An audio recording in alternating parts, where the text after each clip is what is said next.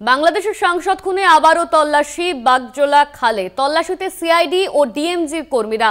বাগজোলা খালের সাতুলিয়ায় তল্লাশি অভিযান চলছে। বৃষ্টির কারণে তল্লাশি বন্ধ ছিল, ফের চালু হলো তল্লাশি। বাংলাদেশের সাংসদ খুনে চালু করা হলো তল্লাশি।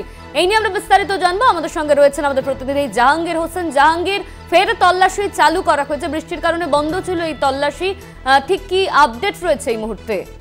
দেখো, তোমাকে জানিয়ে কি যে বাংলাদেশ সংসদ খুনের ঘটনায় তদন্তে ভাঙড়ের এলাকায় কয়েকদিন ধরে তল্লাশি চলছে। ভাঙড়ের বাগজোলা খাল এলাকায় প্রথমের দিকে ভাঙড়ের গাবতলা থেকে জিরেনগাছা থেকে কৃষ্ণমাটি ব্রিজ সেই এলাকায় তল্লাশি চালিয়েও কিন্তু সেখানে কোনো রকম কিছু পাওয়া যায়নি। তারপরে সাতুলিয়া এলাকায় সেখানে আজ থেকেই তদন্ত শুরু হয়।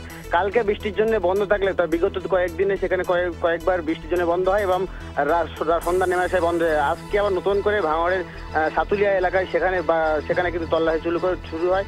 ডিএমজি গ্রুপ এবং সিআইডি অধিকর্তার উপস্থিতি সেখানে জাল নিক্ষেপ করে স্থানীয় জেলেদের নিয়ে এবং ডিএমজি গ্রুপের সদস্যরা তারা কিন্তু খালে, এই যে বাগজোলা খাল, সেই বাগজোলা খালে নেমে খেপ জাল ফেলে কিন্তু বিভিন্ন জায়গায় তল্লাশি চালাচ্ছে। তো দেখার বিষয় অন্যান্য দিনের মতন ব্যর্থ হয় কিনা, না আজকে আবার সেই দেহের টুকরো অংশ খুঁজে পায়, সেটাই কিন্তু দেখার বিষয়। ধন্যবাদ তোমায় জাহাঙ্গীর। আমাদের সঙ্গে ছিলেন আমাদের প্রতিনিধি জাহাঙ্গীর হোসেন। বাংলাদেশের সাংসদ খুনে ফের তল্লাশি শুরু হলো, বৃষ্টির কারণে বন্ধ ছিল এই তল্লাশি, আবারও শুরু করা হলো তল্লাশি।